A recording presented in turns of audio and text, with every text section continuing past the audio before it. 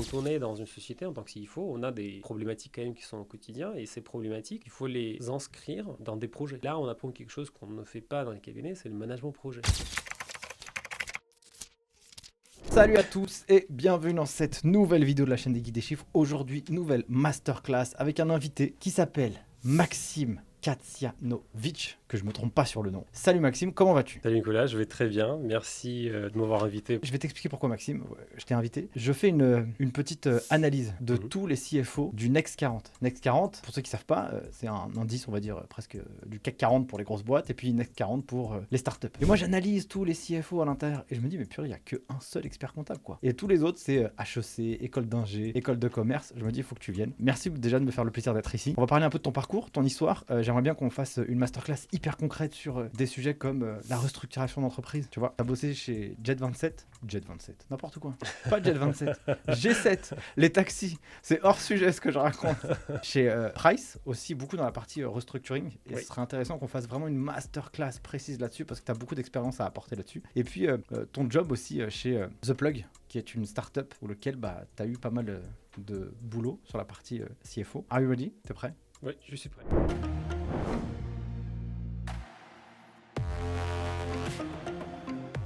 Ok, cool. Est-ce que tu peux te présenter vite fait aux auditeurs qui ne savent pas qui tu es, pour qu'on puisse déjà avoir un peu de contexte en quelques minutes? Très bien. Donc Maxime Katsianovic, j'ai 35 ans. Donc je suis d'origine biélorusse.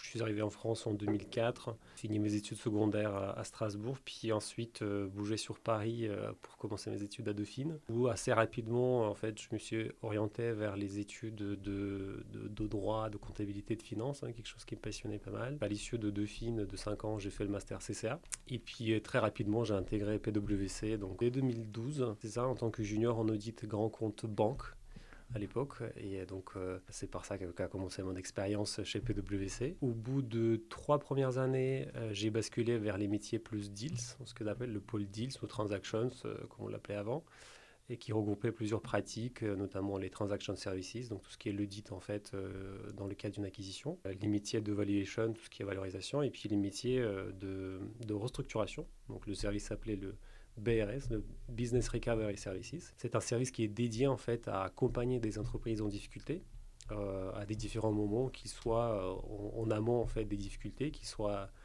très en aval, voire même dans la session à la barre. Et donc voilà, c'est dans ce département-là que j'ai passé 3 ans et qu'on pourra effectivement approfondir comme tu l'as bien dit.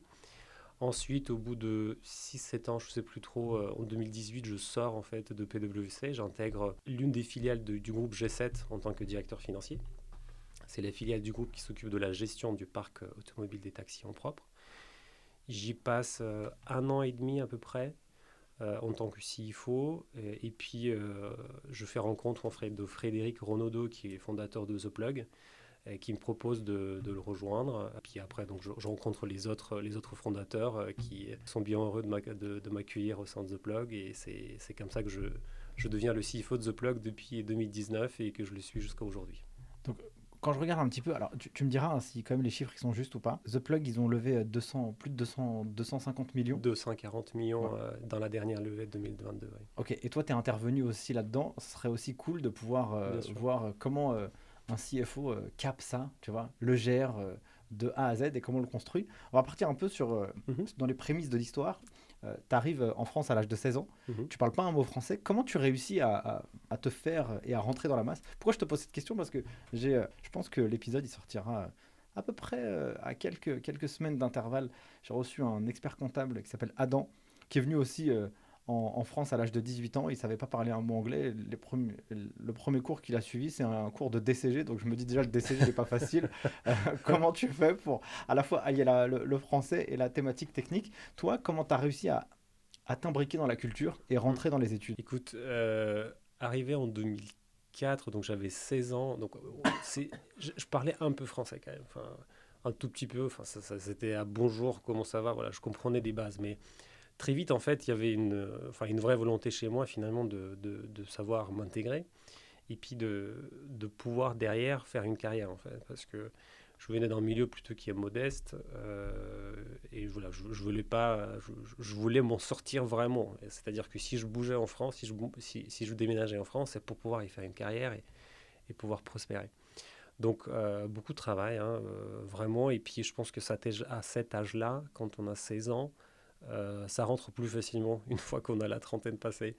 Donc voilà, beaucoup, beaucoup de travail, c'est un choc culturel aussi, hein, quand tu arrives. Donc, il faut savoir à la fois comprendre l'endroit où on arrive sans s'oublier complètement.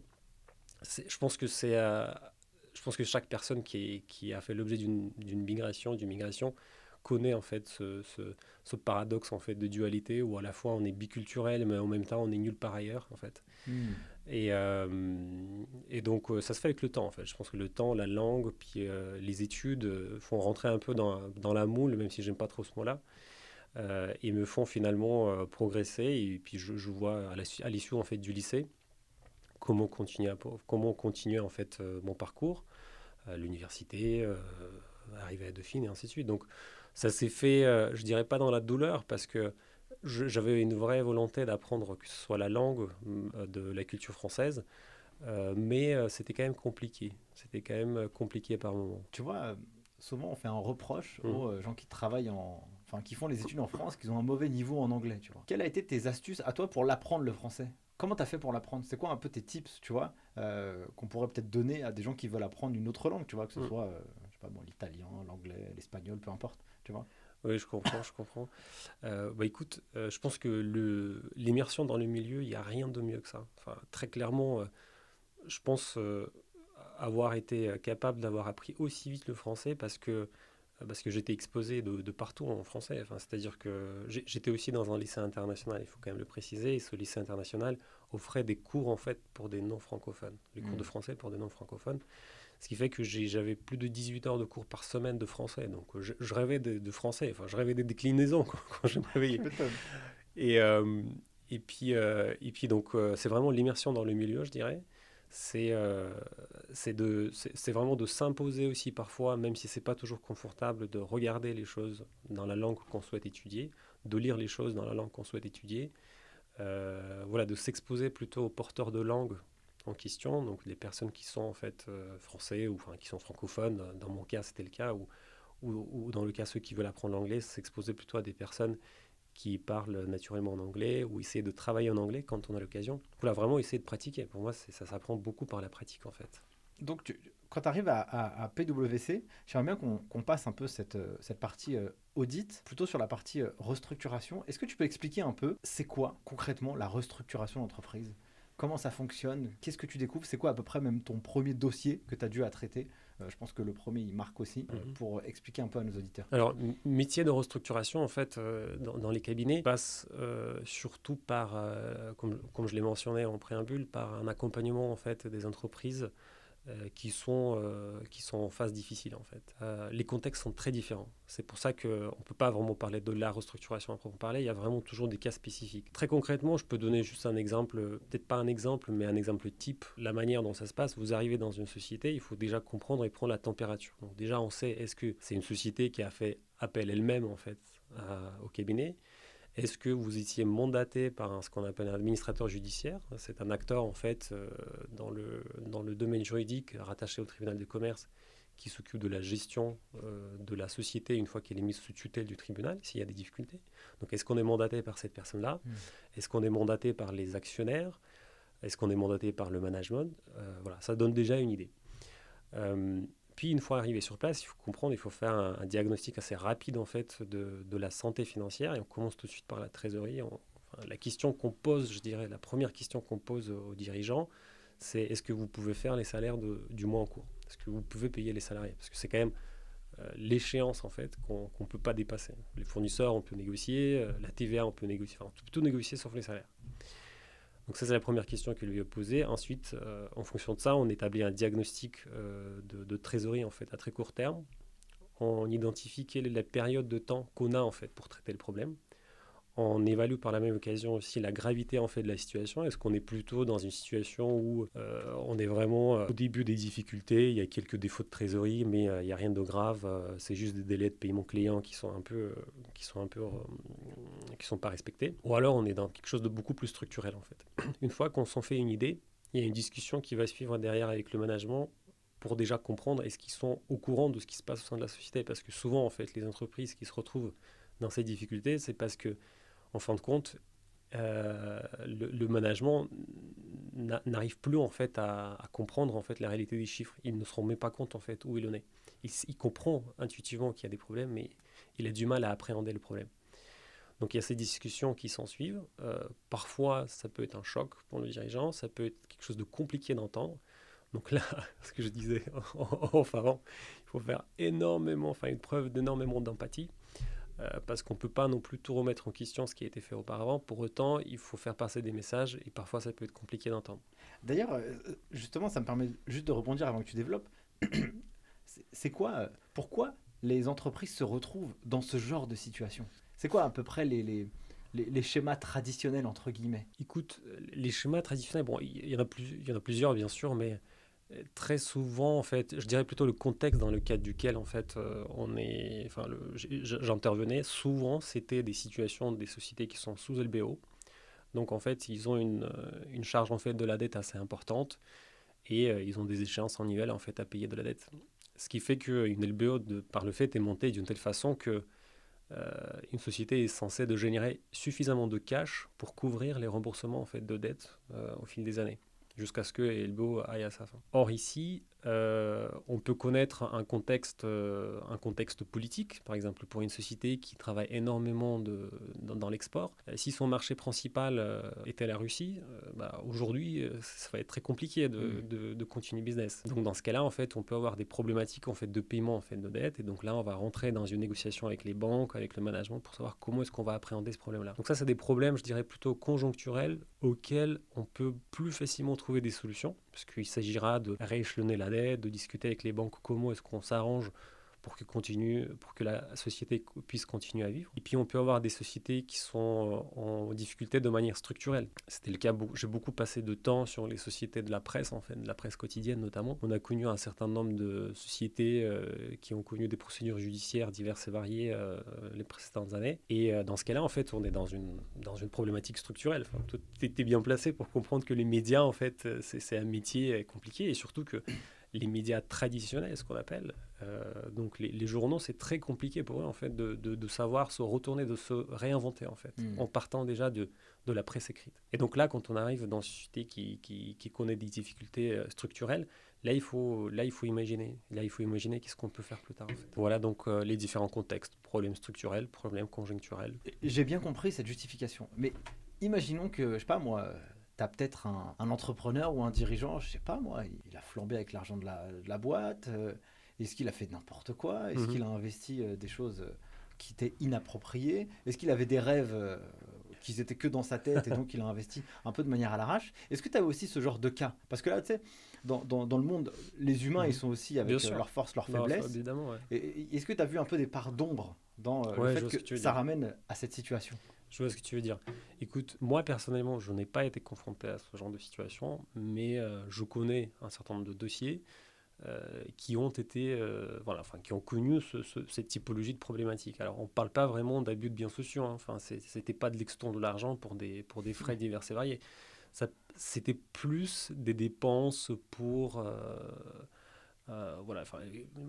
j'ai un exemple très concret en tête. Je ne veux pas dire bien sûr le nom de la société, mais le patron était passionné par la voile, donc il investissait énormément dans la régate. Enfin, il était très très présent en fait dans le financement en fait de cette activité-là. Et puis à un moment donné, quand une société se retrouve dans la difficulté, il faut couper ce type de dépenses. Donc oui, ça peut arriver. Alors c'est toujours compliqué de dire, d'autant plus aux dirigeants que désormais il va falloir arrêter ça parce qu'il faut se concentrer sur l'essentiel de votre activité, sur le core business. Mais oui, ça arrive parfois, effectivement. Ouais. Et tu as aussi parfois des dirigeants, là tu l'as mentionné un petit peu avant, il faut savoir leur annoncer, et puis des fois ils ne le savent même pas, ils se prennent une claque dans la figure.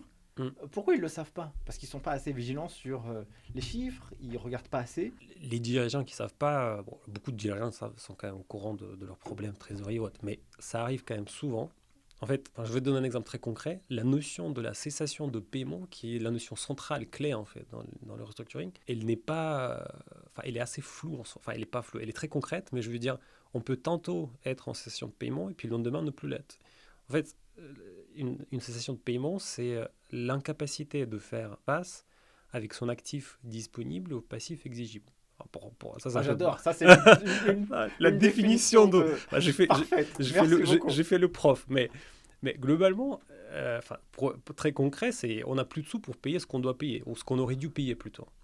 Et ça veut dire très clairement que si demain, mon fournisseur me dit je te donne un délai supplémentaire pour payer sa dette, bah, tu n'es plus en cessation de paiement. Donc c'est une notion assez floue. Donc déjà, en partant de ce postulat-là, pour un dirigeant, c'est compliqué de comprendre. Est-ce qu'il est vraiment en difficulté? Il dit, bon, bah, c'est pas grave, je vais payer la dette dans 3 mois et finalement, le problème n'est plus d'aujourd'hui.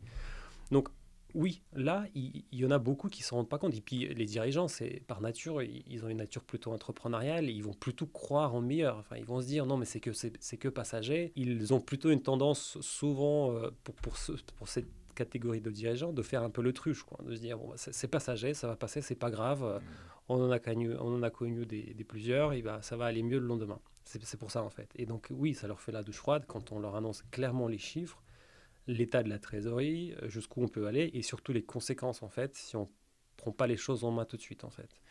Et c'est quoi les outils mis en place justement pour sortir le diagnostic? Qu'est-ce que vous faites concrètement? 2 choses, l'historique, l'analyse de l'historique. Donc là, on va analyser et palucher un peu les comptes. On va pas faire vraiment la revue d'audit. On va pas s'intéresser à des problématiques. Comment est-ce qu'on va classer cette charge ou tel endroit? On va pas non plus vérifier la véracité, en fait, finalement, de telle charge ou des problématiques de cut-off. On va vraiment regarder les comptes tels qu'ils sont, comprendre ce qui s'est passé sur les 3 années d'avant, comment on en est arrivé là aujourd'hui, et surtout on va regarder quel est l'état de trésorerie actuel et comment il a été consommé au fil des 3 années passées. Et finalement, déjà en regardant ça, tu peux assez vite comprendre, même sans connaître le business, quelqu'un qui connaît bien en fait lire les états financiers, tu peux très vite te rendre compte que finalement la société va pas très bien. Ça peut venir, comme je l'ai mentionné tout à l'heure, de plusieurs sources. Ça peut être structurel, donc là tu vois ton EBITDA, ton résultat d'exploitation décliné en fait au fil des années, et tu dis bon, qu'est-ce qui vient? Alors tu vois, est-ce que c'est un problème de marge, un problème plutôt de volume au niveau du chiffre d'affaires qui baisse de manière continuelle, ou alors c'est plutôt un problème conjoncturel où c'est une maîtrise de BFR totalement désastreuse. Est-ce que les clients ne payent pas depuis des années? Est-ce qu'on a une incapacité finalement totalement à recouvrer en fait nos créances? Est-ce que les niveaux de stock explosent et on ne sait plus où ils sont? Et tout ça c'est immobilisé la trésorerie immobilisée dans le bilan. Est-ce que c'est des dettes fournisseurs aussi que finalement on tire sur nos fournisseurs sans cesse, mais ils commencent maintenant de dire maintenant tu me payes ce qu'on appelle le cul du camion, donc tu me payes tout de suite en fait, tu me payes de comptant. En partant déjà de ces choses-là, tu peux assez vite te rendre compte en fait où on en est par rapport à la situation financière, et puis aussi on regarde tout de suite les perspectives en fait. On est sur quel on est marché, quels sont les chiffres, quel est le carnet de commandes actuel du client, enfin du client, je parle du point de vue de consultant. Ouais. Quel est le pipe en fait commercial de la société?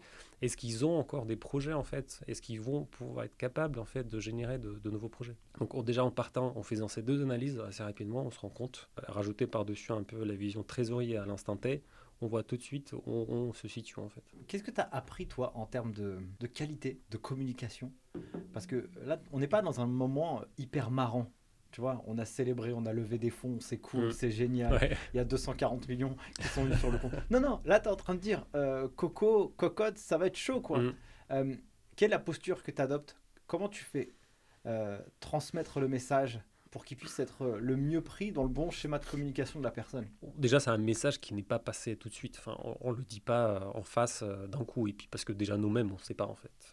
On fait déjà un diagnostic. Et puis après, en fait, il y a un discours, enfin, il y a une réflexion qui va plutôt se créer autour de la problématique. Cette réflexion autour de la problématique va inclure plusieurs personnes. J'ai parlé tout à l'heure d'un administrateur judiciaire. C'est quelqu'un de central en fait dans ces problématiques-là, autour du conseil, donc que moi j'étais en fait, autour de potentiellement d'avocats aussi, qui vont aussi apporter énormément en fait de possibilités, de solutions là-dessus. Donc il y a un espèce d'énorme brainstorm en fait qui va se créer autour de la problématique de la société, et puis derrière, on va proposer des solutions en fait au management, aux actionnaires, en disant voilà, vous en êtes à cette situation-là d'aujourd'hui, donc à notre sens, compte tenu des perspectives, on pense qu'il faut mieux plutôt faire ça, ça ou ça ou ça. Comment c'est pris par les dirigeants? Je pense qu'ils ont le temps de mûrir en fait, parce qu'ils participent à cette réflexion. Donc quand on arrive finalement à la décision, ils sont plus surpris. Ils sont plutôt, enfin, c'est quand même un processus plutôt inclusif pour eux aussi. Du coup, prenons un schéma où en mode, bah, c'est compliqué, on ne peut pas payer tous ceux à qui on doit de l'argent.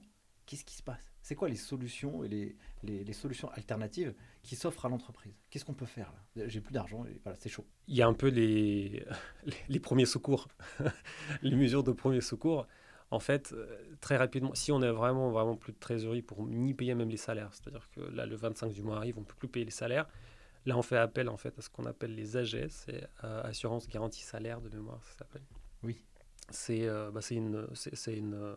organisme public en fait qui est dédié pour prendre en charge les salaires des sociétés qui sont en faillite, ce qu'on appelle. Enfin, en faillite, c'est en fait en cessation de paiement. Déjà, on fait appel aux AGS.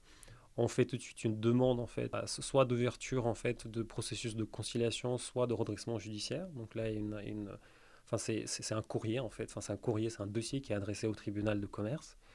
Et puis aussi derrière, en fait, on gèle tous les paiements de TVA et de charges sociales patronales. C'est des mécanismes en fait qui sont généralement assez accessibles et qui ont en fait un impact assez important, puisque dès lors qu'on arrête de payer la TVA et dès lors qu'on arrête de payer en fait les charges patronales, tout de suite ça crée en fait un peu d'air dans la trésorerie et ça donne un peu de temps pour réfléchir qu'est-ce qu'on fait plus tard. On aura payé tout ça plus tard dans le cadre d'un éventuel plan en fait de redressement qui pourrait se mettre en place derrière.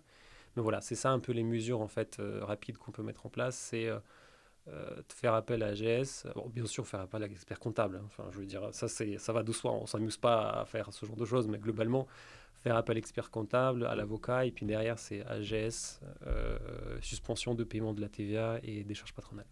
Ok, très clair. Une fois qu'on a fait ça, tu sais, des fois, il y a des...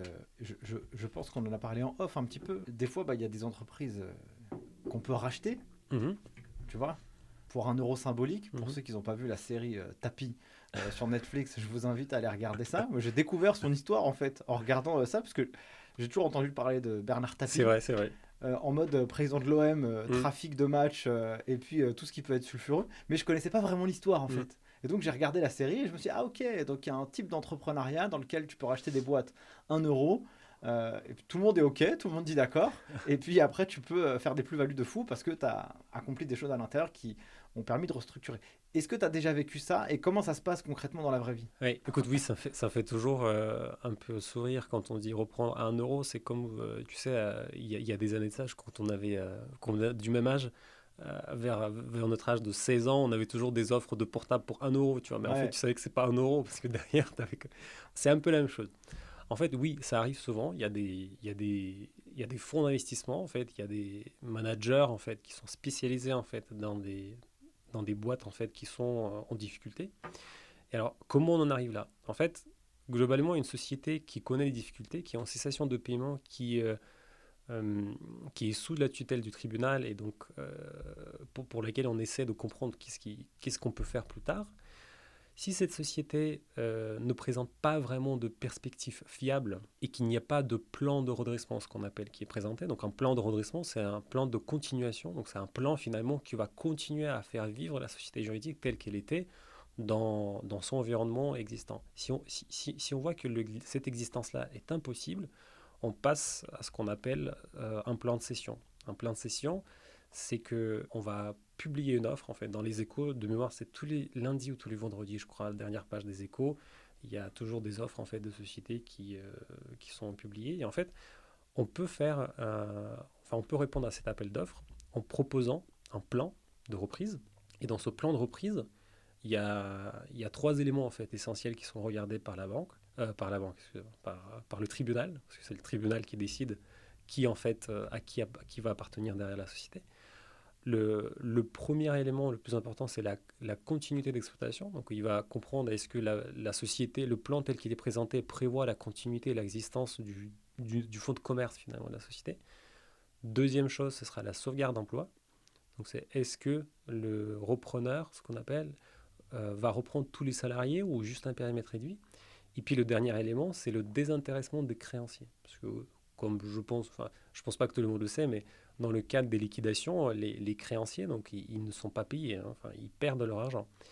Et donc en fait, c'est le dernier élément qui vient en jeu et on dit est-ce que finalement parmi les prétendants, il y en a un qui va mettre davantage pour désintéresser finalement les créanciers. Et en l'occurrence, quand on parle de reprise à 1 euro, c'est que ce dernier critère qui est souvent en fait un peu négligé d'une certaine manière par le repreneur potentiel, il dit je reprends pour 1 euro symbolique. Mais pour autant, le plan qu'il a mis en avant, prévoit de manière, j'ai envie de dire presque certaine, des investissements assez colossaux en fait dans la société pour pouvoir en fait redresser ce qui n'allait pas avant. Donc c'est pour ça qu'on parle d'un euro.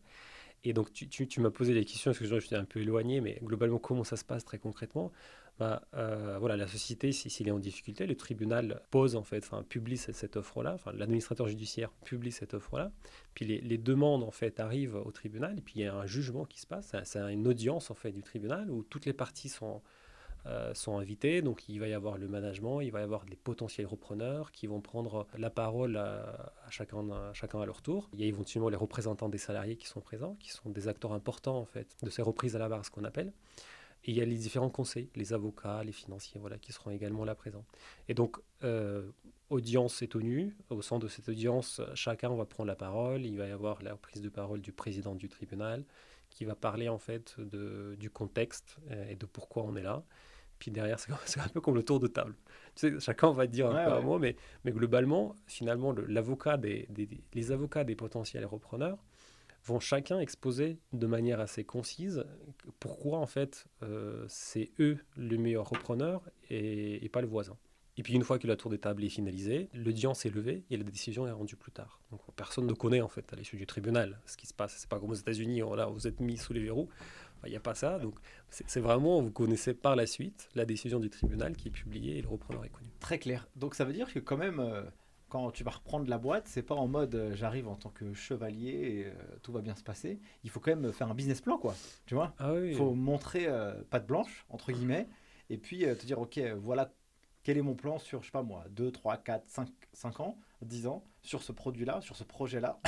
Voilà comment je vais faire pour sauvegarder les emplois.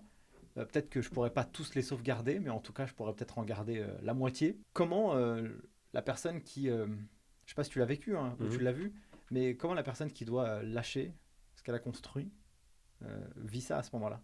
Est-ce qu'elle est soulagée? Est-ce qu'elle se dit c'est le plus gros échec de ma vie? Est-ce que tu as déjà vu ça? Est-ce que j'ai déjà vu? Alors, il y a certainement une certaine. Alors, c'est pas une concurrence, mais tout se fait en fait déjà un peu en amont. Hmm. C'est-à-dire que quand on, quand, quand on, quand on est en train de réfléchir sur le process en fait de brainstorm que j'ai décrit tout à l'heure, où en fait on est en train de réfléchir qu'est-ce qui va se passer avec la société, le management et l'actionnaire commencent déjà à comprendre en fait ce qui va se passer. Ils ont quand même une petite idée. Est-ce qu'ils ont plutôt les points forts de leur côté ou ça va pas du tout une reprise et potentiellement pourrait être faite par un concurrent, pour un fonds. Mais il y a certainement une certaine part d'ego, ça c'est clair. J'ai un exemple en tête, je ne vais pas m'étaler là-dessus, mais euh, je peux quand même partager en termes de ressenti. Il y a une certaine part d'ego, oui, dans ces affaires-là.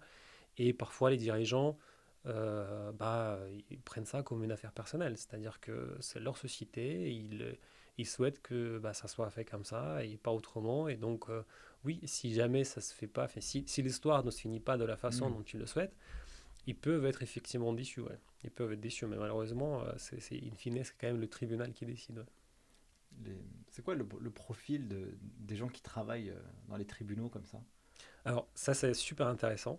Je sais pas d'ailleurs si tu connaissais, mais en fait, Non, pas du tout. non. Là, je te pose une question. Là, peut-être que je l'ai su à un moment donné, Mhm. certainement, mais là, je j'ai pas le souvenir, quoi. En France, en fait, ce qui est assez incroyable, je l'ai appris en venant chez Price, hein, je connaissais pas, hein, c'est que la justice, ce qu'on appelle les consulaires, c'est-à-dire que les juges des tribunaux de commerce ne sont pas les juges professionnels. Donc c'est des professionnels en fait, des professionnels du chiffre essentiellement. Donc il y a beaucoup de experts comptables qui sont les juges du tribunal de commerce. Et en l'occurrence, dans l'affaire à laquelle je pense en ce moment, là où j'ai pu assister en fait à une audience, alors je ne sais plus si c'était le président du tribunal de commerce ou l'un des juges en fait, c'était un ancien associé de Mazars en fait. D'accord. Donc c'est ça ce qui est assez incroyable parce qu'en finalement on se retrouve dans un milieu pas de juristes mais finalement de financier avec une très forte appétence pour le chiffre, pour le droit, pardon.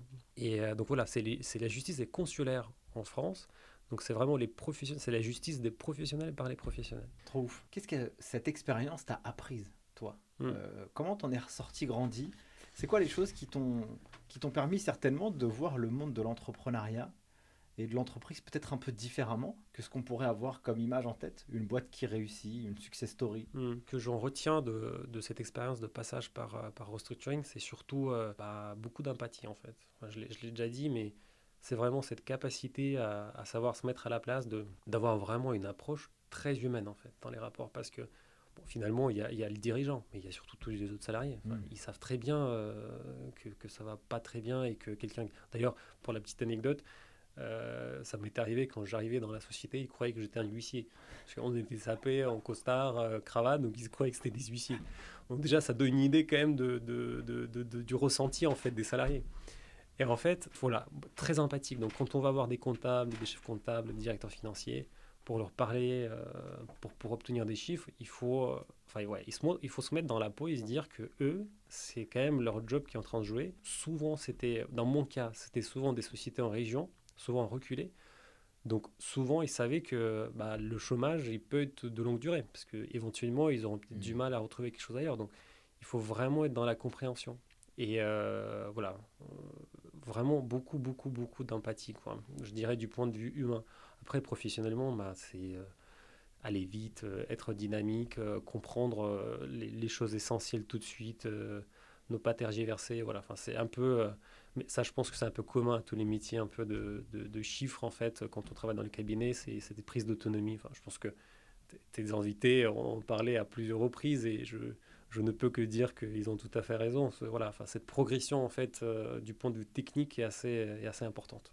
Et voilà, l'aspect empathie est très, je pense, celui qui m'a marqué le plus. Merci Maxime pour toute cette explication. Je pense qu'on n'en parle pas assez, tu vois. Et c'est vrai qu'en amont de l'épisode, on discutait de ça. Et je me suis dit, purée, c'est vrai que tu m'as suggéré l'idée de parler un peu de cette partie restructuring. Et je trouve que c'est vraiment top parce que, tu sais, il y a ce côté un peu, ce qu'on voit un peu dans les médias, la réussite et tout. Alors des trucs hyper sulfureux parce que ça fait bien vendre et ça fait cliquer, c'est cool. Mais après, dans le tissu économique de la vraie vie, tu vois, il y a des boîtes, des fois ça va pas bien, il y a des conjonctures un peu galères. C'est bien aussi de comprendre que tout n'est pas perdu non plus. Tu vois, c'est pas parce que t'as plus de cash qu'il n'y a pas non plus d'autres solutions Non, c'est sûr. qui s'y prêtent C'est pour sûr, c'est pouvoir sûr. faire perdurer le projet. C'est clair, c'est clair. J'ai connu, enfin, dans le cadre de ma carrière chez PwC en restructuring, j'ai connu de belles histoires. Enfin, c'est des vrais retournements qui ont eu lieu, qui se sont passés et qui ont continué à exister, quoi. Donc, c'est pas juste, c'est pas juste une petite analyse avant la mise à mort, quoi. C'est clairement une solution dans un cadre souvent compliqué, humainement, financièrement.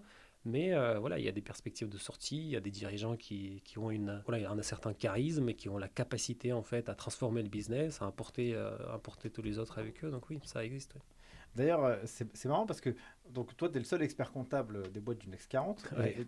Et je te pose la question, qu'est-ce qui t'a donné envie de devenir expert comptable? Je vois qu'en fait, finalement, tu es devenu expert comptable en étant chez PwC, quoi. Oui. Est-ce que c'était une vocation depuis que tu étais tout petit? Euh, Bébé expert comptable, je t'ai dit, allez hop, c'est ma destinée, non, écoute, déjà, enfin, bébé, je connaissais même pas ce que c'est d'expertise comptable en biologie, j'imagine. voilà.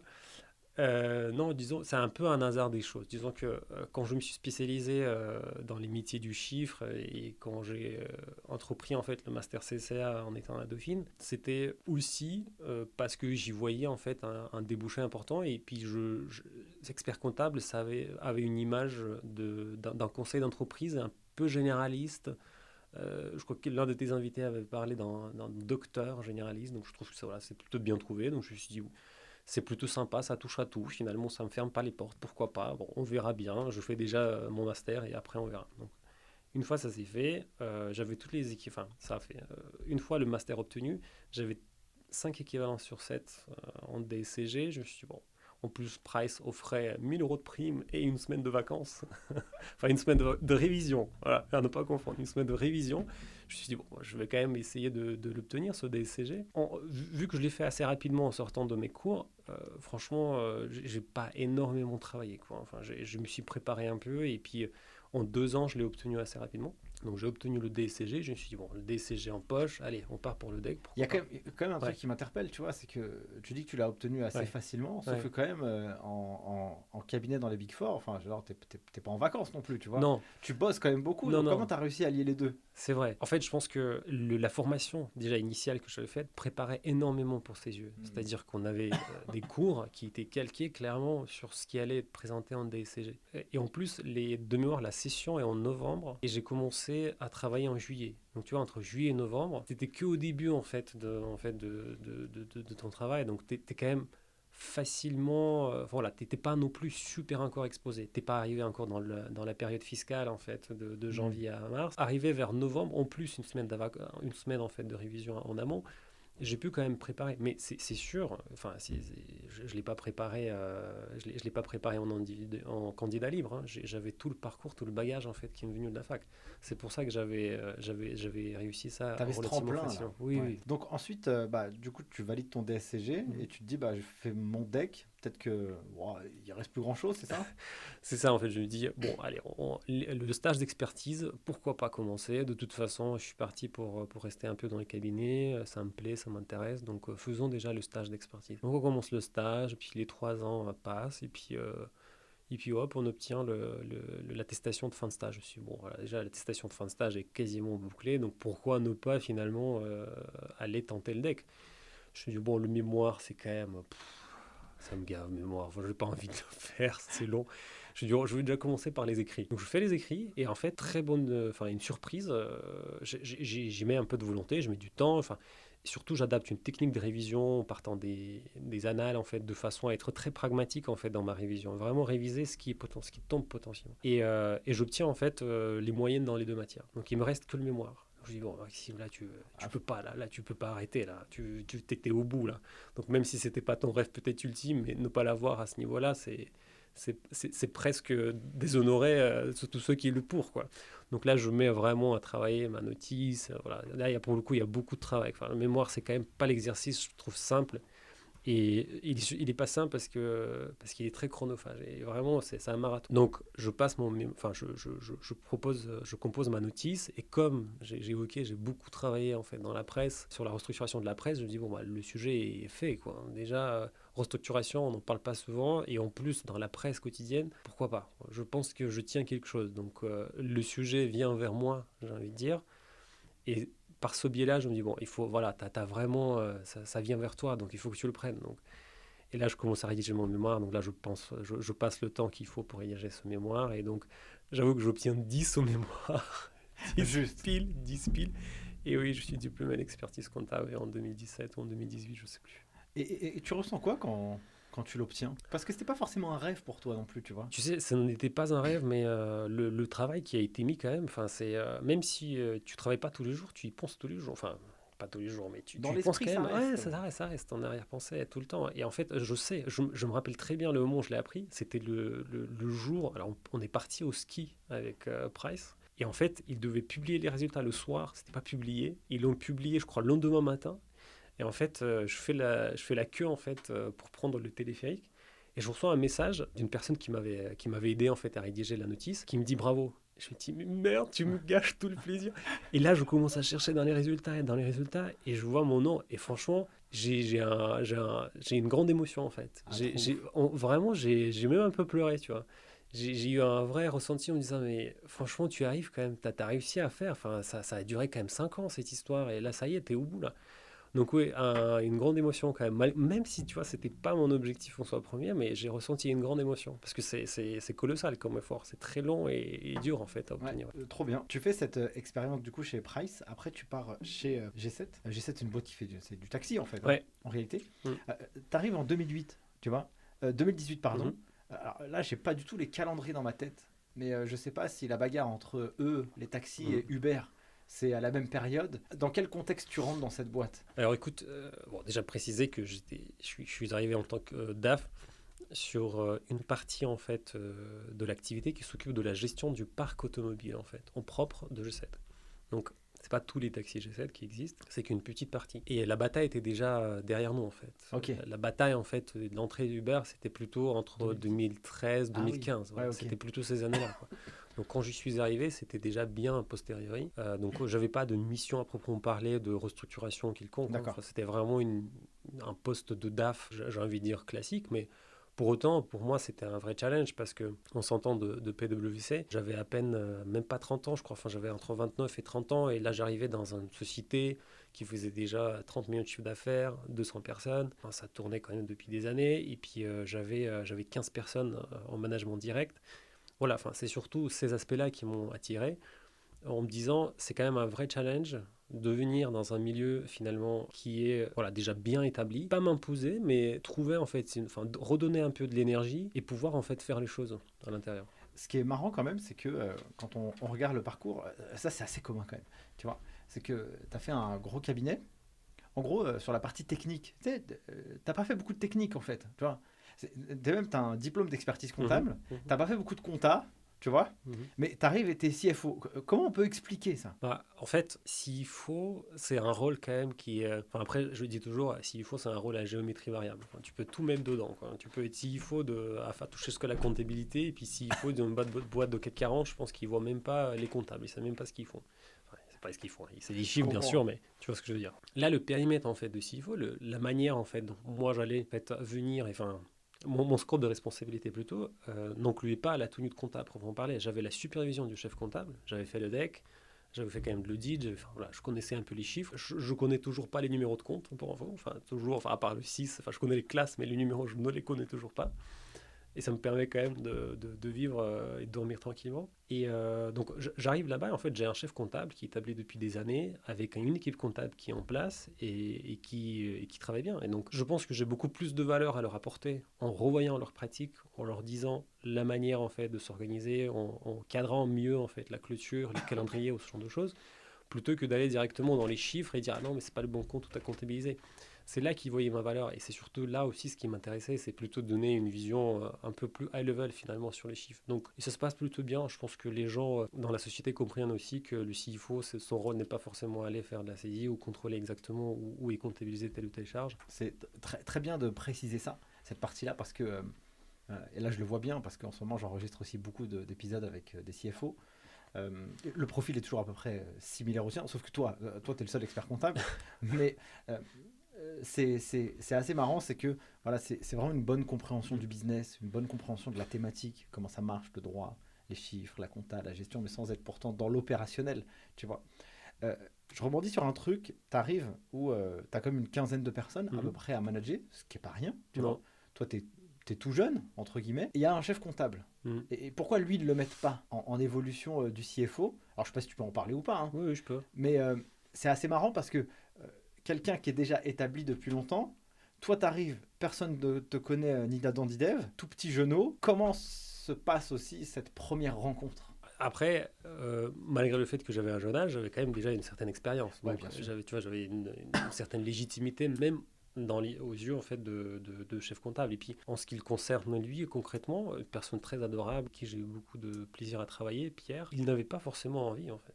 Il était très bien là où il était sur son rôle de chef comptable. Il connaissait très bien son métier. C'est quand même une boîte plutôt qui était dans une logique plutôt de gestion patrimoniale, donc pas forcément de croissance. Enfin, on faisait pas de croissance incroyable tous les ans. Donc lui, sur son périmètre à lui, ça lui allait très bien. Il n'avait pas forcément il ne cherchait pas cette exposition supplémentaire. Au contraire, il voulait se décharger de toutes les problématiques de budget, de forecast, et il voulait se concentrer sur son métier-là. Donc disons que quand j'y suis venu, c'était pas une surprise pour lui. C'était plutôt quelque chose auquel il s'attendait. Ok, très, Voilà. très clair. Et donc, pour repartir un peu du business model, ce serait intéressant pour moi de creuser ça. Ça veut dire que G7, ils ont un parc Hmm. auto en propre, donc c'est-à-dire qu'ils achètent les voitures, qu'ils les mettent à disposition de chauffeurs, c'est ça? Non, pas tout à fait ça. En fait, G7, de manière générale, tel qu'on l'entend, c'est une société en fait qui met en relation via une plateforme les potentiels clients qui souhaitent utiliser un taxi et puis le chauffeur en fait. Mais tous les chauffeurs sont des indépendants, c'est Hmm. des artisans indépendants. Et sur une partie en fait du business, hein, ils ont un certain nombre de licences en fait qu'ils exploitent en propre, ce qui leur permet en fait de faire en fait de la location gérance en fait sur ces licences là. Voilà. Donc c'est cette partie là en fait sur laquelle je suis intervenu. Ah oui, d'accord. Et t'as appris quoi, cette expérience-là? Parce que là, c'est la première fois que tu Mm. rentres dans une entreprise. pour travailler, t'en ressors comment? J'en ressors assez grandi. Enfin, déjà, je pense, pareil, choc culturel, un peu comme l'immigration. On arrive quand même dans un milieu qui est très dynamique, enfin, qui est un peu, c'est un peu une bulle quand même, les cabinets. On est sur des problématiques très concrètes, très techniques, avec des gens brillants autour, et où il faut aller vite, vite, vite, vite, vite, ça, c'est toujours la rapidité. On arrive dans un contexte qui va à son rythme, mais c'est normal, parce que enfin, en l'occurrence, ce business-là a un certain historique, en fait, et une certaine exploitation, en fait, du patrimoine. Donc déjà, la prise du poste, donc le fait de pouvoir finalement manager toutes ces 15 personnes en fait qui se retrouvent sous moi, donc savoir une fois de plus, donc là ce que j'ai appris sur l'empathie était très important en fait, parce que ça a permis de créer des liens avec les personnes, d'établir un contact voilà, assez proche et s'intégrer finalement en tant que s'il faut, être admis d'une certaine manière, pas juste imposer les choses, mais être admis. Donc vraiment cette capacité à rentrer dans le collectif, c'est quelque chose que j'en retiens. Et puis aussi, ce qui est important, c'est que quand on est dans une société en tant que CFO, on a des problématiques quand même qui sont au quotidien, et ces problématiques, il faut les inscrire dans des projets. Et donc là, on apprend quelque chose qu'on ne fait pas dans les cabinets, c'est le management projet.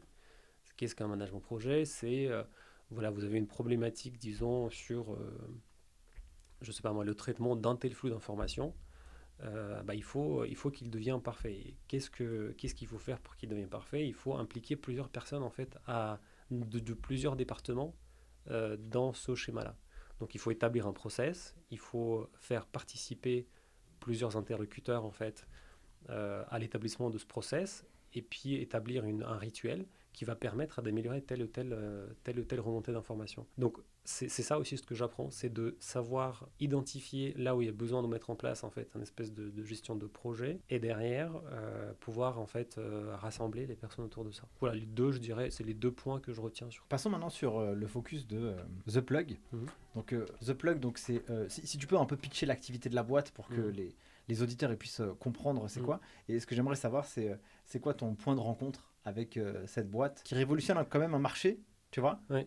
comme a pu le faire à l'époque Xavier Niel avec la Free. Donc si je reprends ton exemple que tu m'avais donné en off. Oui, écoute, bah voilà, j'en profite pour prendre cet exemple. En fait, The Plug est un opérateur de la recharge électrique pour les voitures dans les immeubles en fait d'habitation ou de bureaux. Très concrètement, en fait, l'exemple de la fibre, c'est l'exemple qu'on donne souvent. C'est le fait de pouvoir prééquiper un immeuble d'habitation ou, comme je dis, de bureau avec une solution de la recharge pour les voitures électriques. Cette solution de la recharge commune qui serait gratuite en fait pour la copropriété, et qui permettra derrière à chaque résident de pouvoir bénéficier d'une solution de recharge, donc d'une borne en fait installée à l'emplacement de parking de chaque personne. Ce qui est révolutionnaire en fait dans cette approche-là, c'est que déjà c'est zéro coût pour la copropriété, donc il y a aucun frais en fait à débourser par les copropriétaires. Et puis c'est aussi une solution en fait recharge et service. C'est un peu, voilà, enfin, comme on a pu connaître pour les voitures, bah, c'est un peu de la recharge. Vous achetez une solution en fait derrière, vous achetez un service.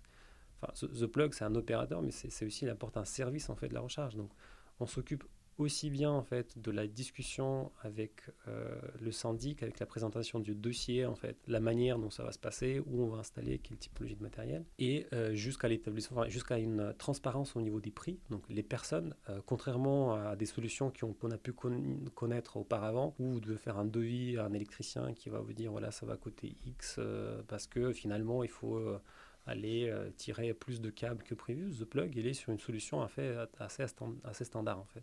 On vous propose une solution de borne de recharge, voilà le prix, il est connu à l'avance, il ne va pas bouger, et voilà le prix d'abonnement que vous allez devoir payer pour pouvoir bénéficier de ce service de recharge qui inclut l'électricité. Donc voilà un peu la genèse de la société. Et d'ailleurs, c'est intéressant que tu m'as posé les questions en fait sur comment j'ai rejoint cette société, parce que ça se croise un peu avec mon expérience chez G7. En fait, Frédéric Renaudot, qui est le fondateur en fait de la société, était un ancien directeur général en fait de la filiale du groupe G7 où j'ai pu être en tant que directeur financier. Et en fait, je ne l'ai pas croisé en étant là-bas, mais j'en ai pas mal entendu parler. Et je me suis dit que, enfin voilà, j'ai entendu parler de lui, je me suis renseigné sur la solution, je me suis dit mais c'est quand même extrêmement intéressant en fait cette solution. On est en train de se dire qu'on va proposer quelque chose, enfin on va vraiment proposer une solution à un problème en fait qui était de taille en fait à l'époque, enfin, parce que ça date quand même de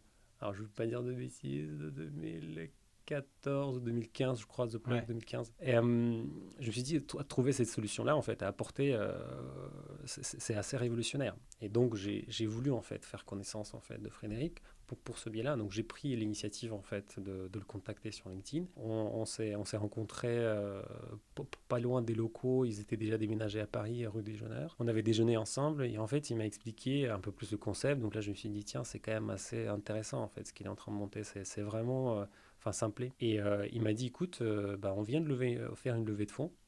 C'était une première levée de fonds de 2018-2019. Elle me dit, écoute, on a fait une levée de fonds, viens rencontrer les autres fondateurs, Gilles et Nicolas.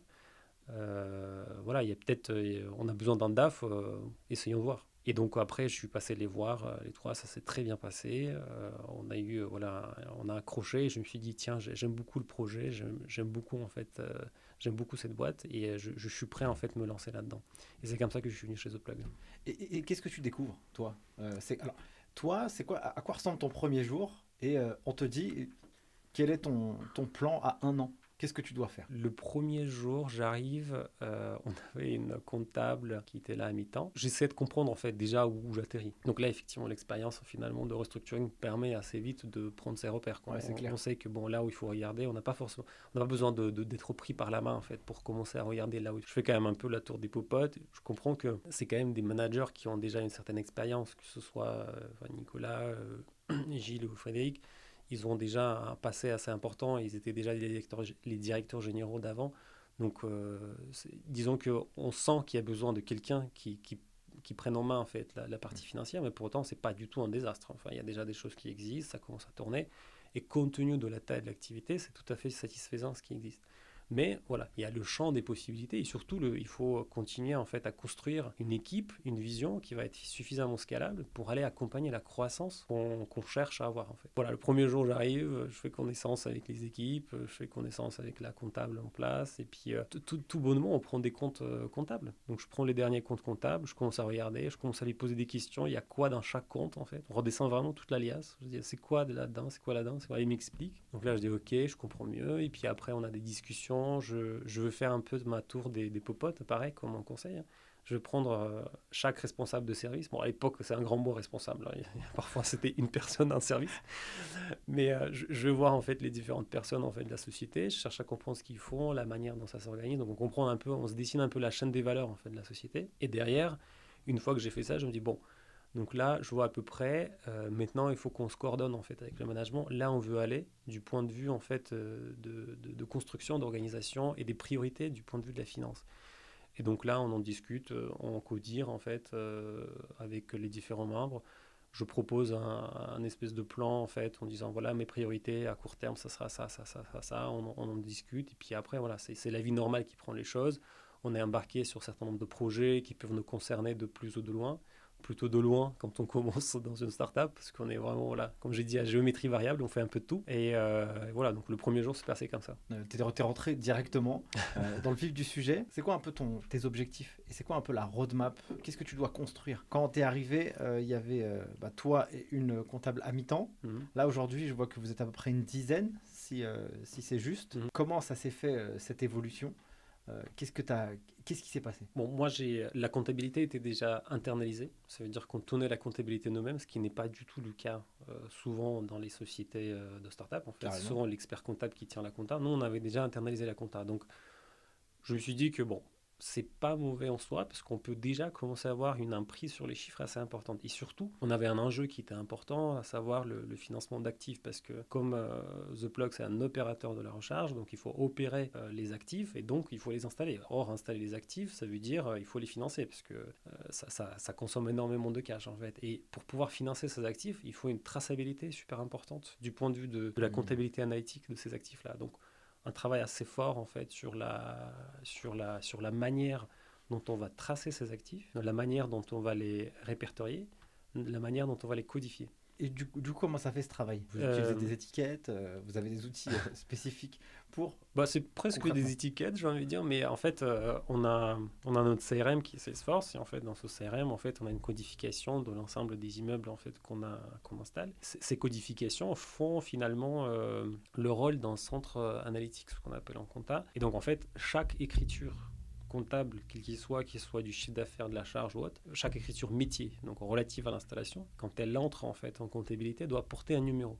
Parce que sinon, on est incapable de l'identifier et Carrément. rattacher à un actif donné. Donc, première chose déjà, c'est instaurer une rigueur avec les partenaires électriciens qui installent en fait ces infrastructures et les ingénieurs projets qui gèrent en fait ce projet de A à Z, de façon à ce que ce numéro soit retranscrit sur une facture. C'est une première chose. Deuxième chose, mais ça se faisait déjà quand même. Deuxième chose, une fois que ça arrive en comptabilité, il faut qu'absolument ce numéro figure. Il figure à un endroit donné, parce qu'on parle dans des dizaines et dizaines, centaines et puis des milliers de factures. Donc voilà, c'est organisation en fait d'un rythme, d'un rituel, de classification d'une information au niveau de la comptabilité qui nous permettra demain de pouvoir financer ces actifs. Dire, voilà, dans cet immeuble-là, j'ai installé tant de milliers d'actifs, donc veuillez bien me les financer. Ok, très clair, parfait. Je te laisse poursuivre sur la question précédente, parce que je t'ai coupé avec cette partie-là des outils. Il fallait vraiment les structurer, les classer, les vérifier.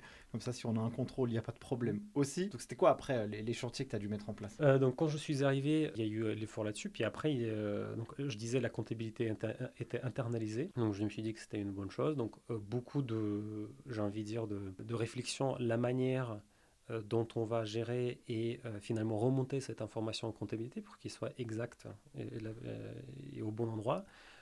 Les problématiques de facturation, parce que c'est un business finalement qui est à la fois B2C, B2B, mais beaucoup B2C. Il y a beaucoup de clients en fait. On a voilà, une société qui se développe énormément et la manière dont elle se développe, c'est que cette recharge en fait qui est installée dans un immeuble, elle permet tout de suite derrière de recharger plusieurs véhicules dans un immeuble. Et chaque véhicule dans un immeuble, c'est une facture. Donc il y a un enjeu en fait de facturation qui est très important. Donc là, on prend une casquette un peu d'ici, hein, voilà, géométrie variable. Bien sûr, plutôt côté métier, hein, sans côté tech.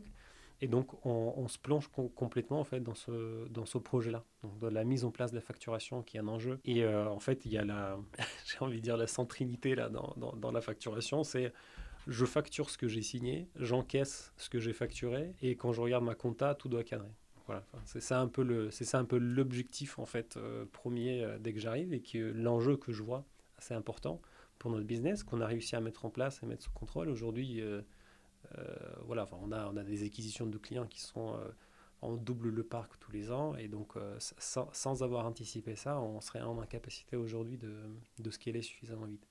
Ça, c'est l'un des sujets super importants qui me prend dès le début. Comme quoi, il faut être créatif aussi en finance et en gestion, tu vois.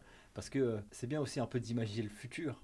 Quand tu rentres dans une fusée, comme des boîtes comme ça, tu peux pas faire les choses pour demain, quoi. En fait, il faut que tu arrives à structurer la machine parce que tu sais normalement que ce qui va t'attendre, ça va être beaucoup plus fort. Et donc, si tu capes pas et tu construis pas la maison comme il se doit, bah après, ça risque de se casser la figure. Ah mais c'est sûr, c'est clair, c'est clair. Je dirais, le rôle d'un CFO dans une startup, c'est beaucoup, enfin les différences d'un rôle du CFO dans une startup par rapport à une entreprise, je dirais un peu plus classique, ça va être surtout ça, c'est la capacité et la rapidité d'anticiper finalement les problèmes qui vont venir. Je vais me cacher, je me suis fait prendre moi-même par certaines accélérations sans m'en rendre compte. Très clairement, on était dans une organisation en fait du FPINE, donc tout ce qui est partie contrôle de gestion, qui était suffisante à un moment donné. Et puis à un moment donné, d'une très forte accélération, parce que les processus de recrutement, ça prend du temps, le temps de recruter. Je pense que le métier aujourd'hui est assez d'accord, tout le monde est assez d'accord de dire que trouver des profils qui soient de contrôle de gestion, de comptable, c'est très compliqué. On s'était pris, on était un peu pris de course par moment, que finalement, on aurait peut-être dû anticiper avant, mais en même temps, on était pris par le business, c'était dans le guidon. Donc c'est compliqué. C'est pas toujours évident en fait de savoir anticiper de partout tous les problèmes. Et puis je pense que de toute façon, c'est la vie des choses. On arrive toujours à un moment donné où il y a certains points qu'on zappe ou qu'on privilégie par rapport à d'autres. Donc oui, le fait d'anticiper est super important. Justement, comment tu recrutes, toi? Tu as structuré la team. C'est quoi les choses que tu analyses chez les gens? Et comment tu as fait pour finalement construire cette équipe finance? Oui, j'ai un peu ma petite recette, c'est vrai, de recrutement. J'ai toujours cherché... Ma question, elle n'est pas anodine, hein, je t'assure. J'ai une petite recette en ce qui me concerne. Pour moi, en fait, je cherche globalement deux ou trois choses. Trois choses, je pense, chez les personnes. La première, c'est il faut qu'ils soient enthousiastes, en fait. Donc, il faut qu'ils aiment leur métier. C'est clairement ça. Donc, c'est-à-dire qu'une personne, comme on en voit beaucoup, malheureusement, dans ces milieux-là, qui ont l'habitude, en fait, à faire entre guillemets, leurs 35 heures sans vraiment trop s'intéresser à ce qu'ils font, c'est pas le genre d'endroit enfin, on va pas chercher ce genre de personnes parce que ça va pas matcher à un moment donné. Donc, enthousiaste, qui aiment leur métier. Deuxième point, c'est il faut qu'ils soient proactifs. Donc, ce que tu viens d'évoquer, en fait, ça ne concerne pas que le CFO, parce que le CFO est incapable de pouvoir ramasser en fait tous les problèmes. Il faut que ça vienne aussi du terrain. Donc, il faut que les personnes qui sont sous moi puissent me signaler et dire Maxime, là, on est vraiment à 120%. Là, c'est plus possible. Il faut vraiment faire quelque chose. Il faut qu'on réfléchisse à la manière en fait d'anticiper. Donc, de la proactivité. Ne pas attendre les problèmes. Un peu compliqué à déceler, mais bon, on arrive quand même à comprendre si la personne est plutôt proactive ou pas. Puis la troisième, c'est la responsabilisation. C'est-à-dire que la personne, il faut qu'il soit responsable de son poste. On est quand même dans un contexte où on croit très vite. On n'a malheureusement pas toujours le temps de dédier suffisamment en fait, d'énergie et de pédagogie en fait, à des personnes. Donc il faut que les personnes soient responsables de leur travail. Il faut qu'ils aient une conscience professionnelle de ce qu'ils font. Il faut qu'ils se disent, c'est de ma responsabilité d'avertir de mon supérieur ou c'est de ma responsabilité de bien faire mon travail. Le jour où je ne le fais pas bien, c'est pas grave, on passera outre, mais voilà, un sentiment de responsabilité. C'est vraiment les trois critères, je pense, qui sont assez importants pour moi. Très clair. D'ailleurs, tu as dit quelque chose tout à l'heure quand tu faisais le détail de ton premier jour, que la comptable à mi-temps, tu lui as demandé c'est quoi ça, c'est quoi ça, c'est quoi ça, et qu'elle, en tout cas par rapport à ce que tu m'as dit, elle avait l'air de bien maîtriser ce qu'il y avait dedans. C'est vrai. Et je trouve que ça c'est intéressant parce que ça démontre aussi, tu vois, le comptable lui il y a tout qui passe dans ses mains. Donc en fait il a de l'or. Mais s'il ne sait pas l'utiliser, de l'or, entre guillemets, il a de l'or en termes d'information. Ouais. Donc s'il ne sait pas l'utiliser pour dire ce qui se passe, parce que quand même, la compta, la gestion, enfin ce qu'il y a dans les chiffres, c'est la traduction du business en fait, en réalité. Et donc quand tu m'as dit ça, je me suis dit, elle doit être... En tout cas, elle, à ce moment-là, elle a été intéressante pour une entreprise parce qu'elle a répondu finalement à toutes ces questions plutôt que quelqu'un qui balance les factures, paye les fournisseurs à l'échéance. C'est pas ouf comme... C'est vrai, c'est vrai. Cette comptable-là, c'est pas moi qui l'ai recrutée. Elle était là avant que j'arrive, mais pour autant, oui, c'était une très bonne pioche. Hein. C'est clair. C'était, je dirais pas un hasard, mais on a eu beaucoup de chance d'avoir cette personne dès le début qui était à la fois suffisamment en fait responsable et suffisamment vraiment il y tenait quoi. The Plug il y tenait, c'était quelque chose d'important pour elle, c'était un projet professionnel. Enfin après il est parti parce qu'il a fait autre chose par ailleurs, donc il est parti d'elle-même, mais c'est quelqu'un qui aimait beaucoup la société et il s'y donnait, donc c'est sûr que c'est ça ce qui compte en fait. Et pour moi, j'aimerais vraiment faire une petite parenthèse là-dessus, l'aspect humain est extrêmement important pour un CFO parce que avant tout, on est un manager aussi d'équipe. Dans un cabinet, on peut un peu se cacher derrière un peu un volet technicien. On maîtrise très bien les problématiques, que ce soit en restructuring, en IFRS ou autre. Voilà, on est technicien, on vous appelle à un moment donné quand on a un problème technique. Ainsi, il faut, c'est un manager. Avant tout, c'est un manager. C'est quelqu'un qui doit comprendre ses équipes, qui doit les sentir, qui doit pouvoir les manager, mais au bon sens du terme, pouvoir les faire grandir. Donc, c'est, comme je disais, les trois qualités en termes de recrutement et en termes de ressenti. Et une fois de plus, l'empathie, c'est super important. J'ai enregistré un podcast juste avant celui-là avec quelqu'un qui s'appelle David Laroche, qui aide aussi, qui a créé une boîte qui s'appelle Paradox, où ils sont à peu près 70. Et du coup, ils aident vraiment les gens à performer. Et on parle beaucoup, parce que lui, il est spécialisé dans les neurosciences et la psychologie, tu vois. Et on parle beaucoup de management et un peu les secrets, finalement, pour être un bon manager ou alors bien comprendre les autres, un peu développer son empathie. Parce que c'est pas tout de dire quelque chose à quelqu'un, mais le tout, c'est de bien lui dire par rapport à son propre schéma à lui, tu vois. Et du coup, c'est quoi un peu, toi, ton rôle de manager, si tu pourrais cartographier un peu le manager type que tu es, et qu'est-ce que tu attends de tes équipes et comment toi tu veilles à ce que les équipes soient bien? Je pense que c'est aux équipes plutôt de dire si je suis un bon manager ou pas globalement, mais la manière dont moi je vois les choses, ça englobe plusieurs choses. La première, c'est déjà une certaine exigence. J'ai une certaine rigueur moi-même et je l'impose aux autres. Donc j'impose cette rigueur, que ce soit en termes de, soyons très concret, en termes de livrables. Donc l'information qui est présentée doit être simple, limpide, rapide à comprendre. Pour autant, Il y en a qui sont plus à l'aise avec ça, d'autres moins. Donc là, ceux qui sont moins à l'aise, je vais les accompagner. On va essayer de faire en sorte, de façon à ce qu'ils progressent. Une certaine exigence, mais en même temps, il faut être aussi à la fois compréhensif. Donc ça va de même. C'est-à-dire qu'on ne peut pas juste imposer un cadre d'exigence en disant, voilà, le livrable de ce type, c'est ça. Et si tu n'y arrives pas, tu ne viens pas me voir. C'est de faire progresser les équipes pour moi. C'est super important de les faire progresser, de les pousser en fait. Et en même temps, être à l'écoute. Parce que je sais voilà, c'est un rythme dans une boîte qui double son effectif. On est passé de 25 personnes en 2019 à 200 personnes aujourd'hui. Ben voilà, enfin, quand on croit à cette rapidité-là, le rythme est assez important. Enfin, elle est assez dynamique. Je trouve qu'on reste quand même assez respectueux vis-à-vis des aspects de vie privée, mais voilà, le rythme reste quand même assez important. Il faut sentir, est-ce que la personne, en fait, elle est pas très... est-ce qu'elle est bien, en fait, elle-même. Donc, parler d'autres choses, pas forcément au travail. On peut échanger. J'aime bien aussi discuter avec mes équipes, m'ouvrir aussi à eux, leur expliquer en fait la manière dont moi je fonctionne, parce que moi je fais le week-end, qui suis-je en fait, comme personne en fait, et comprendre qui sont-elles aussi les personnes en face de moi. Donc par cette relation humaine, j'arrive à construire ce lien qui me permet aussi de sentir est-ce que là, la personne, elle est pas bien ou pas. Et aller après la voir et dire, écoute, est-ce que ça va et tout, est-ce que tu n'es vraiment pas fatigué ou tu es très fatigué là, dis-moi clairement, enfin, on peut s'arranger. Donc voilà, c'est vraiment ça. Donc exigence d'un côté, mais en même temps, toujours être un peu à l'écoute et comprendre où ils en sont dans leur ressenti personnel, est-ce qu'ils sont bien, pas bien. Hyper intéressant. Est-ce que tu fais des points réguliers? Est-ce que vous avez processé ça? Tu fais des one-to-one? Est-ce que tu donnes des objectifs? Comment ça marche un peu aussi ce pilotage? Là-dessus, je suis peut-être pas très bien. Je pense pas qu'on a. Alors, déjà en compta, fixer des objectifs, c'est un peu plus compliqué que pour les commerciaux ou enfin, quand tu peux chiffrer le nombre d'installations avec moi, c'est sûr. Pour autant, on peut fixer un certain nombre d'objectifs, peut-être un peu plus qualitatifs. Donc, c'est ce qu'on essaie de faire. C'est plus compliqué à mesurer. Donc, on essaie de tracer quand même une roadmap en matière d'évolution en fait pour les personnes, pour les différents membres d'équipe. Puis, on essaie de regarder est-ce que la personne continue toujours dans la bonne voie. Après, en one-to-one, oui, je ne les fais pas suffisamment, je pense. Clairement, on les fait plutôt une fois par an.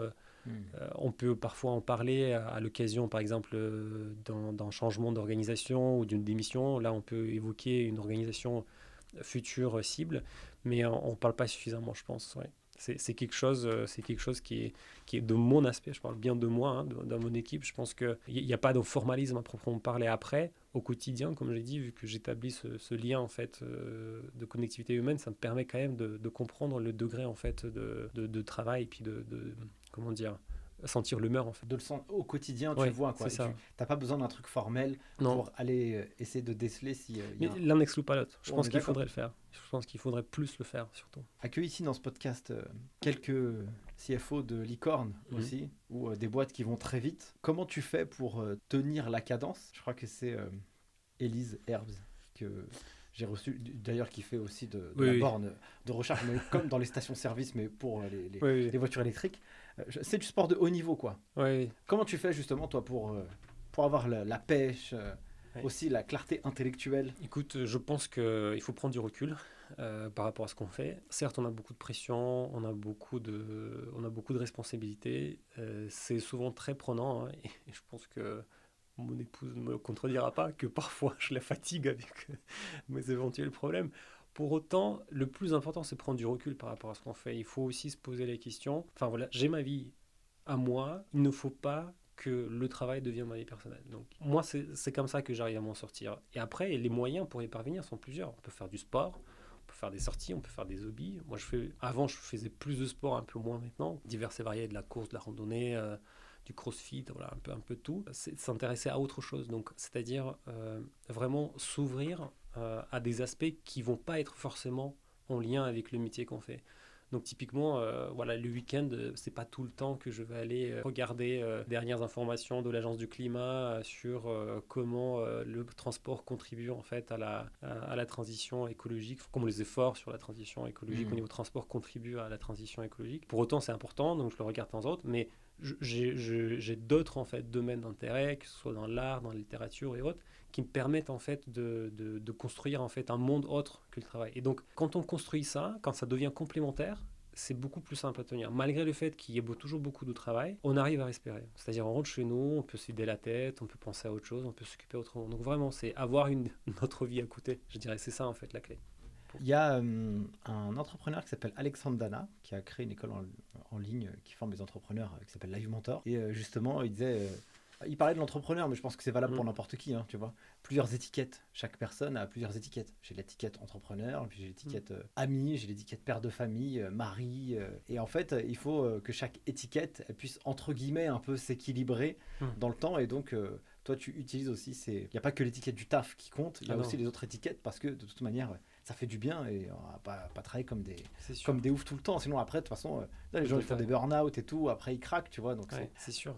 Il n'y a plus d'intérêt après, sinon, de la vie à la vie, quoi. Carrément. Maxime, on arrive bientôt à la fin de cet épisode. J'aimerais quand même qu'on aborde un peu la levée de fonds. Vous avez levé 240 millions en 2022. Oui. 240 millions, c'est pas un peu rien, d'argent, c'est beaucoup. Comment on arrive à lever autant? Et quel est aussi, toi, ton degré d'intervention dans ce process-là? Je vais peut-être commencer par le degré d'intervention pour après Vas-y. Une levée de fonds, c'est un long process. Hein. Ça se fait pas en un mois, 2 mois. Enfin, dans notre cas, ça nous a pris pratiquement depuis décembre 2021. Je pense que c'était le début en fait des discussions. On a été accompagné par une banque d'affaires, en fait, assez grande banque d'affaires, qui nous a accompagnés dans la préparation du dossier. Donc la manière dont ça se passe, c'est cette banque-là est venue, il nous a permis de monter en fait une certaine documentation. Donc il y a des choses déjà qui existaient auparavant. La première levée de fonds qu'on avait faite avec ma présence dans la société en 2020. Ouais, en 2020, ouais, c'était avec LBO France. On avait fait nous-mêmes, donc on n'avait pas fait appel au conseil en fait. Là, il y avait besoin d'un conseil parce qu'on avait envie en fait d'avoir une autre dimension. Donc la banque arrive, elle commence déjà à préparer en fait un espèce de pack qui sera mis à disposition de potentiels acheteurs. Ce pack-là va inclure un certain nombre d'informations, bien sûr le business plan, les éléments juridiques, les éléments du marché, les études en fait de marché, le pitch deck, donc le document en fait qui va décrire la société, qui va expliquer quels sont ses points forts, quels sont son point quelles sont ses perspectives d'évolution, le marché sur lequel il travaille, sur lequel il opère. Et derrière, après, on va aller chercher des potentiels investisseurs. Hein. Bon, je passe les différentes étapes, mais globalement, une fois qu'on a identifié des potentiels intéressés, il y a des discussions qui sont entamées. Donc, toujours en présence de banque. Donc, il y a la banque, il y a les actionnaires, et puis souvent le CFO est associé. Donc, j'étais souvent associé dans des discussions. Il y a toujours des questions d'ordre business, bien sûr, et après, il y a des questions d'ordre plus technique, financière qui vont venir. Donc, c'est là que moi, je vais plutôt intervenir pour répondre à des problématiques de ah oui, donc comment vous faites pour déployer avec telle ou telle rapidité des installations, ou alors comment vous faites pour financer ça et pourquoi alors c'est financé de telle manière ou d'une autre. Donc là, vous intervenez, enfin j'interviens et j'explique la manière dont BP est monté en fait. Finalement, c'est ça mon rôle. C'est derrière, c'est de défendre en fait la vision financière telle qu'elle est construite. Les discussions sont entamées là-dessus. Le long process pendant lequel tout le monde va se faire une idée finalement de la société. Tout le monde, donc le potentiel investisseur, va se faire une idée de la société, va se faire une idée du business plan, ce qu'on appelle est-ce qu'il l'achète, l'achète pas. Une fois qu'en fait il s'est décidé, il va proposer, il va donner un prix sur la société. Donc il va mettre en fait un prix donné sur la société et dire compte tenu de votre ambition, vous me demandez en fait X millions d'euros. Moi je suis capable de vous apporter sur une base de valorisation de X. Et ça sert finalement de critère de choix. Alors je passe bien sûr aussi tous les aspects humains. Enfin, il faut qu'il y ait un feeling entre l'équipe de management et le potentiel investisseur, super important. La spécialité, est-ce qu'ils sont pertinents dans le projet de l'entreprise, est-ce qu'ils s'y inscrivent, tout est important. C'est pour ça que tout est important. C'est pour ça que ça prend autant de temps. Et donc une fois que tout ça c'est levé, ils font cette offre-là que je viens de dire. Et si on continue la signature derrière et l'augmentation de capital en question, ou alors on passe à un autre. Dans notre cas, ça a pris 9 mois et on a fini par lever les 240 millions. Alors pourquoi 240 millions ? Pourquoi des montants aussi importants et aussi significatifs ? Je pense que c'est pas secret que le marché de la recharge est quand même le marché de la recharge électrique est en plein boom. Hein. On a un besoin en fait exponentiel des solutions de recharge. C'est persuadé chez The Plug que la solution de la recharge à domicile, c'est la solution phare en fait, qui va devenir la solution de référence de demain, parce qu'il n'y a pas de meilleur, c'est vraiment l'optimal, que ce soit du point de vue de coût ou du point de vue de confort. Il n'y a rien de plus agréable que d'avoir une voiture chargée dans son parking à 100% tous les matins quand on va la prendre, et à faire ça à un coût le plus raisonnable possible. Ouais, bah alors là, tu sais, j'ai un ami à moi, il a une voiture électrique, mais du coup, dans le parking dans lequel il est, bah, il n'y a pas de recharge en fait, Mm. tu vois. Et donc, il me dit, on est là, on attend tous les trucs Ouais. électriques dehors, et on galère et on attend 2 heures pour recharger la voiture, C'est tu vois. ça. Il y a le problème de trafic que tu évites en fait une fois que c'est chez toi. C'est ta borne à toi, tu l'as installée, tu l'as payé et puis tu te recharges. Donc enfin, on avait fait des calculs, là je ne vais pas dire de bêtises, mais notre marketing avait fait des calculs du temps qu'on passe sur les stations d'essence. Je crois que ça compte en nombre d'années en fait. Donc on s'économise du temps de vie Tu aussi m'étonnes. en se rechargeant à la maison. Donc je disais juste que donc, le marché est en plein de boom et que le besoin est important. Donc déjà on sait qu'il y a un track en fait assez important de ce besoin en fait en France. Étant déjà le premier acteur en fait de cette solution en France, on sait que le marché est encore, voilà, encore à conquérir. Il est en train d'être conquis, Conquis, conquis, conquis. conquis, en train d'être conquis. Et donc ça c'est un premier volet. Et puis après il y a un volet international parce qu'il se rend compte finalement quand on regarde chez nos voisins en Europe ou même aux États-Unis où on est présent aussi, hein, on regarde en fait les problématiques sont les mêmes. C'est-à-dire qu'on est toujours dans la même problématique où en fait les gestionnaires d'immeubles ne sont pas spécialistes de la recharge et souvent ne souhaitent pas investir le capital nécessaire pour mettre en place ces solutions de recharge. Donc en fait, on a des property managers qui se retrouvent en fait dans une certaine difficulté, ils se disent en fait je dois fournir ce service en fait à mes résidents, mais en même temps je ne sais pas faire, j'ai pas les bons fournisseurs, j'ai pas la société qui pourrait en faire en fait la maintenance, j'ai pas envie de m'embêter. Hmm. Donc là, il fait appel à The Plug et The Plug propose une solution clé en main qui va de la signature à l'installation, à la gestion, maintenance, enfin tout, et on fait tout. Et la problématique est la même. En fait, une fois qu'on a dit ça, on sait que la croissance, que ce soit en Allemagne, aux États-Unis, enfin dans les pays limitrophes de la France, va être assez importante. Donc là, il y a un objectif en fait d'internalisation en fait qui est englobé en fait là-dedans. C'est ça en fait le sous-jacent des 240 millions. C'est le fort développement en France, voilà vraiment une emprise importante sur le marché. Et puis aussi ce développement à l'international. Ouais. On arrive à la fin de cet épisode, déjà. Je vais te poser peut-être 2 dernières questions. C'est quoi les outils que vous utilisez pour faire bien tourner la machine, la comptabilité, gestion, finance, légale Mhm. euh, dans la boîte? On a le CRM qui est Salesforce, qui est donc, je pense, un peu la référence du marché en ce moment, qui est super adaptable. Voilà, donc CRM, Salesforce. En comptabilité, on est en train de changer, justement. Il y a toute une réflexion, en fait, sur le changement, en fait, de RP. On n'avait pas de RP jusqu'à présent, on utilisait EBP. C'est une petite solution de logiciel Mm. comptable qui n'est plus tout à fait adaptée à nos besoins. Et puis après, autour de ça, on utilise un peu tous les outils classiques des startups. On utilise Payfit pour la paye, on utilise Spendesk pour nos gestions de notes de frais et validation de factures. On utilise Libeo aussi partiellement pour paiement de nos factures. Je pense que c'est à peu près tout. Ok. Ouais, c'est à peu près tout. Donc c'est une galaxie d'outils divers et variés. Et que demain, voilà, l'idée c'est Une de galaxie. une galaxie d'outils. Je pense que toutes ces boîtes qui se sont lancées sur ces créneaux-là avaient tout à fait raison parce que le besoin est. Enfin, sincèrement, je vois pas comment, sans les solutions pay telles que propose Spendesk, ou alors finalement, ça peut pas être Spendesk, mais ça peut être un autre qui propose des Mm. solutions de paiement par carte bleue et des notes de frais hautes. Je vois pas comment avant on pouvait gérer. Enfin, je veux dire, avoir une carte bancaire avec une banque et derrière aller concilier les dépenses avec les tickets des cartes bleues. Enfin, je pense qu'on y passe un temps fou, quoi.